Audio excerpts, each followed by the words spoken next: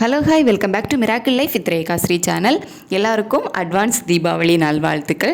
என்னடா Deepavali நல்வாழ்த்துக்களோட video start ஆகுதுன்னு பார்க்குறீங்களா? ஒரு முக்கியமான விஷயந்தாங்க. அதாவது கர்ப்பமாக இருக்கிறீங்க அப்படிங்கும்போது தீபாவளி டைமில் எந்த மாதிரியான விஷயங்கள்லாம் செய்யலாம், எந்த மாதிரி விஷயங்கள்லாம் நம்ம கவனமாக இருக்கணும், இதெல்லாம் நம்ம கண்டிப்பாக தவிர்க்கணும் அப்படிங்கிறத பற்றி தான் ஒரு சின்ன அட்வைஸ் மாதிரி இந்த வீடியோ நான் உங்களுக்காக மேக் பண்ணியிருக்கேன். ஸோ அதை பற்றி கொஞ்சம் டீட்டெயிலாக பார்த்துடலாம். ஒன்று என்ன அப்படின்னு பார்த்தீங்கன்னா, தீபாவளி அப்படின்னாலே பட்டாசு தான். ஸோ அந்த பட்டாசு அந்த வெடி மூலமாக நமக்கு வரக்கூடிய சத்தம், இப்போ அதிகமாக சரவெடி இந்த மாதிரி அதிக சத்தம் வரக்கூடிய பட்டாசெல்லாம் வெடிக்கிறாங்க அப்படின்னா அதிலிருந்து கொஞ்சம் அந்த சத்தம் அதிகமாக இல்லாத மாதிரி, ஸோ எந்த இடத்துல அதிகமாக சத்தம் வராதோ அந்த இடத்துல இருக்கிறது நல்லது. ஏன்னா நம்ம குழந்தைங்க வெளியே இருந்து வரக்கூடிய சவுண்டுக்கு ரியாக்ட் பண்ணுவாங்க. ஸோ அந்த பட்டாசு சத்தம் அதிகமாக வரும்போது வயிற்றுக்குள்ளே இருக்கக்கூடிய நம்ம குழந்தைங்களை பயப்படுவாங்க. ஸோ அதனால் அந்த அதிகமாக சத்தம் வரக்கூடிய இடத்த மட்டும் கொஞ்சம் அவாய்ட் பண்ணிங்க அப்படின்னா நல்லது. மற்றபடி நார்மலாக லேசாக சத்தம் வரும்ல, ஸோ அந்த மாதிரி கொஞ்சமாக சத்தம் வரக்கூடிய பட்டாசுகள் வெடிச்சுக்கலாம், அந்த இடத்துக்குள்ளே இருந்துக்கலாம், பிரச்சனை இல்லை. பட் அதிக சத்தமாக வெடிக்குது அப்படிங்கும்போது அந்த இடத்த கொஞ்சம் தவிர்த்துக்கோங்க. நெக்ஸ்ட் இந்த பட்டாசு இதெல்லாம் வெடிக்கிறாங்க அப்படின்னா அதிலிருந்து நிறைய புகை வரும். ஸோ அந்த நம்ம சுவாசிக்கும் போது அந்த புகைகள் பார்த்திங்க அப்படின்னா நம்ம மூச்சு வழியாக, அதாவது நம்ம சுவாசிக்கிறது வழியாக நம்ம குழந்தைக்கு போகும். ஸோ அந்த மாதிரி அதிக புகை வரக்கூடிய இடங்களையும் அவாய்ட் பண்ணிக்கோங்க. நார்மலாக எந்த பட்டாசு வெடித்தாலும் சரி, அந்த புகைகள் கொஞ்சம் வித்தியாசமான ஸ்மெல்லோட வரும். ஸோ அதிகமாக பட்டாசு வெடிக்கிறாங்க அப்படிங்கும்போது அதிக புகைகள் வரும். ஸோ அந்த புகைகளோட வரக்கூடிய அந்த காற்றை நம்ம சுவாசிக்கிறோம் அப்படிங்கும்போது அது நம்ம குழந்தைக்கு பாதிப்பை ஏற்படுத்தலாம். ஸோ அந்த மாதிரி அதிக புகைகள் வருது அப்படிங்கும்போது அந்த இடங்களையும் கொஞ்சம் அவாய்ட் பண்ணிக்கோங்க. அதே மாதிரி பட்டாசு வெடிக்கிறதுக்காக நம்ம பத்தி கொளுத்தி வச்சுருப்போம், அப்படி இல்லைனா மெழுகுவர்த்தி, ஸோ இந்த மாதிரி ஏதாவது ஒரு தீபம் ஏற்றி வச்சுருப்போம்ல, அதிலிருந்து ஏதாவது ஸ்மெல் வந்துக்கிட்டே இருக்குது அப்படிங்கும்போது அது பக்கத்துலலாம் உட்காந்துக்கிட்டு அந்த இதையே சுவாசிச்சுக்கிட்டே இருக்காதீங்க. ஏன்னா அதனால நம்ம சுவாசிக்கும் போது மூச்சுக்குழாய் பாதிப்பு, அதாவது நம்ம மூச்சு விடுறதுக்கு சிரமமாக இருக்கிறது, ஸோ அந்த மாதிரி ஏதாவது ஒரு பாதிப்புகள் வரதுக்கான வாய்ப்புகள் இருக்கும். ஸோ அந்த மாதிரி பத்தியிலேருந்து வரக்கூடிய ஸ்மெல், மெழுகுவர்த்தியிலேருந்து வரக்கூடிய ஸ்மெல், ஏதோ ஒரு ஸ்மெல் டிஃப்ரெண்ட்டாக வருது, அது உங்களுக்கு செட் ஆகலை அப்படிங்கும்போது கண்டிப்பாக அதை கொஞ்சம் அவாய்ட் பண்ணிவிடுங்க. ஸோ பட்டாசு வெடிக்கிறது மூலமாக வரக்கூடிய இந்த வெடி சத்தம், அந்த பட்டாசு வெடிக்கிறதுக்கு நம்ம பயன்படுத்தக்கூடிய இந்த பத்தி, மெழுகுவர்த்தி, அதுக்கப்புறம் அந்த பட்டாசு வெடிக்கும்போது வரக்கூடிய புகைகள், இது எல்லாமே நம்ம ப்ரெக்னெண்ட்டாக இருக்கும்போது அதை நம்ம சுவாசிக்கும் போது அது நமக்கும் சரி நம்ம பேபிக்கும் சரி பாதிப்புகளை ஏற்படுத்தலாம். ஸோ அளவுக்கு அதிகமான புகைகள் வரக்கூடிய இடங்கள், அளவுக்கு அதிகமாக சத்தம் வரக்கூடிய வெடிகள், ஸோ இதெல்லாம் கொஞ்சம் பயன்படுத்தாமல் அவாய்ட் பண்ணிக்கோங்க. நெக்ஸ்ட் நான் பட்டாசு வெடிக்க போகிறேன் அப்படின்னு சொல்லிட்டோம், அப்படி இல்லை அப்படின்னா யாராச்சும் வெடிக்கிறாங்க, பட்டாசு விட்டுட்டு இருக்காங்க, நான் போய் பார்க்க போகிறேன் அப்படின்னு சொல்லிக்கிட்டு போயிட்டு நிறைய நேரம் போய் அந்த இடத்துல நிற்காதீங்க. ஏன்னா அந்தளவுக்கு நமக்கு எனர்ஜி இருக்கணும். ஸோ நம்ம ப்ரெக்னெண்ட்டாக இருக்கும்போது நம்ம ஏற்கனவே கொஞ்சம் வீக்காக தான் இருப்போம். ஸோ அந்த மாதிரி நிறைய நேரம் ஒரு இடத்துல போய் நின்றுட்டு வேடிக்கை பார்க்குறோம் அப்படிங்கும்போது நம்ம உடம்பு கொஞ்சம் வீக் ஆகிறதுக்கான வாய்ப்புகள் இருக்குது. ஸோ கொஞ்சம் நேரம் ரெஸ்ட் எடுத்துக்கோங்க. அதிக நேரம் அப்படி போயிட்டு ஒரு இடத்துல நின்றுட்டே இருக்காதீங்க.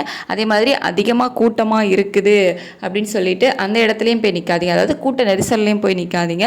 ஸோ அப்படி நீங்கள் நிறைய பேர் நிற்கிற இடத்துல நிற்கிறீங்க அப்படிங்கும்போது அங்கே ஆக்சிஜன் ஏற்கனவே இந்த பட்டாசெல்லாம் விடுறது மூலமாக நமக்கு காற்று மாசுப்பட்டிருக்கும். ஸோ இன்னுமே இந்த கூட்ட நெரிசல்லாம் இருக்குது அப்படிங்கும்போது அங்கே ஆக்சிஜன் பற்றாக்குறைகளும் இருக்கும். ஸோ அந்த இடத்த அவாய்ட் பண்ணிவிடுங்க. தள்ளுமுள்ளு அதாவது கூட்ட நெரிசல் மூலமாக நமக்கு தள்ளுமுள்ளு ஏற்படுறதுக்கும் வாய்ப்புகள் இருக்கும். ஸோ நம்ம ப்ரெக்னெண்ட்டாக இருக்கும்போது நம்ம தான் கேர்ஃபுல்லாக இருந்துக்கணும்.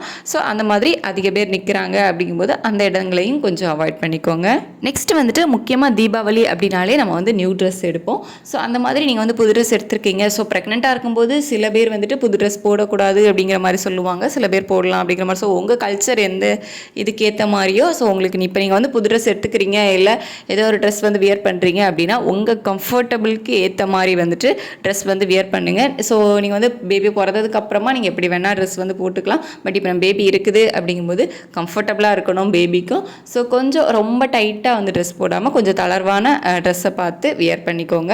அதே மாதிரி ரொம்ப அழுத்தக்கூடிய ட்ரெஸ்கள் அப்படின்னு சொல்லுவோம்ல, அதாவது ஹீட்டாக இருக்கக்கூடிய ட்ரெஸ்கள், ஸோ அதெல்லாம் அவாய்ட் பண்ணிவிட்டு கொஞ்சம் உங்களுக்கு லூஸாக இருக்கிற மாதிரி தளர்வான ஆடைகள் எடுத்துக்கோங்க. நெக்ஸ்ட் வந்துட்டு மேக்கப். ஸோ மேக்கப் வந்துட்டு ப்ரெக்னெண்ட்டாக இருக்கும்போது அளவுக்கு அதிகமாக பண்ணக்கூடாது அப்படிங்கிறது வந்து நார்மலாக சொல்லக்கூடியது தான். எப்போவாச்சும் ஒருக்கா ஏதாவது ஃபங்க்ஷனுக்கு பண்ணிக்கலாம், அது நோ ப்ராப்ளம். பட் வந்து ரெகுலராக பண்ணுறது தான். பட் தீபாவளிக்கும் அதிகமாக வந்து மேக்கப் அதெல்லாம் வந்து தேவையில்லை. ஏன்னா வந்துட்டு அதிலலாம் வந்து அதிகமான ரசாயனங்கள் இருக்கும். ஸோ அதை நீங்கள் வந்து ஜஸ்ட் ஃபேஸில் போடுறீங்க அப்படின்னாலும் அது ஸ்கின் மூலமாக உங்கள் ப்ளட்டில் போயிட்டு உங்கள் பேபியை அஃபெக்ட் பண்ணுறதுக்கு வாய்ப்புகள் வந்து இருக்கும். இல்லை உங்களுக்கே ஸ்கின் ப்ராப்ளம்ஸ் வரதுக்கான வாய்ப்புகள் வந்து கொடுக்கும்.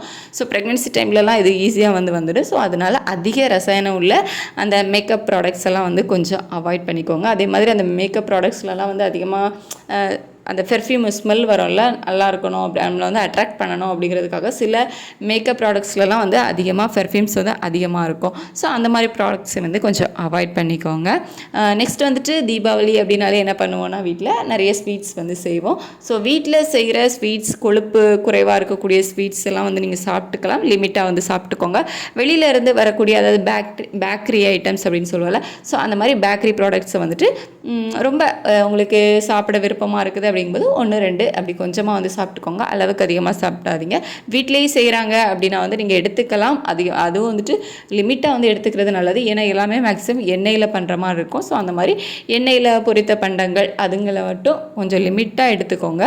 ஸ்வீட்ஸையும் வந்து லிமிட்டாக எடுத்துக்கோங்க. அதிக காரமும் வந்து எடுத்துக்கக்கூடாது. ஸோ ப்ரெக்னென்சி டைமில் மேக்ஸிமம் எல்லாமே வந்து அதிக காரமாக இருந்தாலும் சரி, அதிக ஸ்வீட்டாக இருந்தாலும் சரி, கொஞ்சம் லிமிட்டாக எடுத்துக்கிறது வந்து நல்லது. வெப்பம் குறைந்த உணவுகளை வந்து எடுத்துக்கோங்க. அதாவது சில உணவுகள்லாம் பார்த்திங்க அப்படின்னாக்கி நம்ம சாப்பிட்ட உடனே நமக்கு வந்து உடம்பு சூடு வந்து அதிகமாகிடும். எக்ஸாம்பிளுக்கு நம்ம வந்து இதுக்கு முன்னாடி நிறைய வீடியோ போட்டிருக்கோம், அதெல்லாம் கூட நான் சொல்லியிருப்பேன். ஸோ முக்கியமாக சொல்லணும் அப்படின்னா நண்டு, இறால் இந்த மாதிரி சில உணவுகள் வந்து முக்கியமாக இருக்கும். ஸோ இதெல்லாம் சாப்பிட்டோம் அப்படின்னா வந்து நமக்கு உடம்பு சூடு அதிகமாகிடும். ஸ்வீட்ஸில் அதே மாதிரி பார்த்திங்க அப்படின்னா ஃப்ரூட்ஸில் இந்த பலாப்பழம், மாம்பழம் எல்லாம் சொல்லுவோம் உடம்பு சூடு அதிகமாகிடும் அப்படின்னு சொல்லிட்டு. ஸோ அந்த மாதிரி இதுக்களை மட்டும் கொஞ்சம் அவாய்ட் பண்ணிக்கோங்க, லிமிட்டாக எடுத்துக்கோங்க.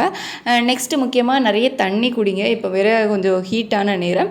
உங்கள் உடம்புல நீர்ச்சத்துக்கள் குறையுது அப்படிங்கும்போது தலை சுற்றுறது, இந்த சோர்வு, டயர்டாக இருக்கிறது, ஸோ இந்த மாதிரி சிம்டம்ஸ் எல்லாம் வந்து இருக்கும். ஸோ உடம்பை வந்து எப்போவுமே ஹைட்ரேட்டாக வச்சுக்கோங்க. ஸோ டீஹைட்ரேட் ஆக விடாதீங்க. ஒரு நாளைக்கு குறைஞ்சது 3 லிட்டர் தண்ணி வந்து கண்டிப்பாக குடிங்க. ஸோ நீங்கள் அப்படி குடிச்சிங்க அப்படின்னாலே உங்கள் உடம்புல வந்துட்டு நீர் இழப்பு இல்லாமல் நீர்ச்சத்து வந்து கரெக்டாக மெயின்டைன் ஆகும். ஸோ பேபிக்கு வந்து நீர் ரொம்ப முக்கியம். பனிக்கூட நீர் வந்து கரெக்டாக மெயின்டைன் ஆகணும். ஸோ அதுக்கு வந்துட்டு நீங்கள் 3 லிட்டர் தண்ணி கண்டிப்பாக டெய்லி குடிச்சிங்க அப்படின்னா உங்களோட உடம்பு வந்துட்டு ஹைட்ரேட்டாக இருக்கும். ஸோ தீபாவளி டைம் நிறைய வேலைகள் இருக்கும். ஸோ ஸ்வீட் செய்கிறது, ஸோ அந்த மாதிரி வேலைகள் இருக்கும். ஸோ அடுப்பு பக்கத்துலலாம் வந்து அவ்வளோவா போகாதீங்க. ஸோ வீட்டில் பெரியவங்க இருந்தாங்க அப்படின்னா கண்டிப்பாக அதெல்லாம் வந்து பண்ண விட மாட்டாங்க. ஸோ அதிகமான வேலைகள் இதெல்லாம் நீங்கள் பண்ணிகிட்டே இருந்தீங்க அப்படின்னா உங்களுக்கு இன்னுமே வந்து டயர்ட் ஆகும். ஸோ அதெல்லாம் வந்து கொஞ்சம் அவாய்ட் பண்ணிக்கோங்க. மற்றபடி ஹாப்பியாக இருங்க. தீபாவளியை நல்லா செலிப்ரேட் பண்ணுங்கள். கம்ஃபர்டபுளாக உங்களுக்கு எது கம்ஃபர்டபுளோ அப்படி வந்து செலிப்ரேட் பண்ணுங்கள். ஸோ அடுத்தவங்களுக்காக நம்ம உடம்பை வருத்திக்கிட்டு நமக்கு அது கம்ஃபர்டபுளாக இல்லை அப்படிங்கும்போது அந்த விஷயங்களை வந்து கண்டிப்பாக பண்ணாதீங்க. ஸ்மெல்லெல்லாம் முக்கியமாக செட் ஆகலை, பட்டாசோட ஸ்மெல்லாம் வந்து நமக்கு செட் ஆகலை, உங்களுக்கு மூச்சு விட கஷ்டமாக இருக்குது அப்படிங்கும்போது கண்டிப்பாக அந்த இடத்துலலாம் நிற்காதீங்க. நமக்கு நம்ம சேஃப் அண்ட் நம்ம பேபியோட சேஃபும் ரொம்ப ரொம்ப முக்கியம். ஸோ அதை வந்துட்டு நம்ம மட்டும்தான் பாதுகாப்பாக பார்க்க முடியும். ஸோ கவனமாக இருங்க, கவனமாக செலிப்ரேட் பண்ணுங்கள், ஹாப்பியாக இருங்க. ஒன்ஸ் மோர் அட்வான்ஸ்க்கு ஹாப்பி தீபாவளி நல்வாழ்த்துக்கள். தேங்க்யூ.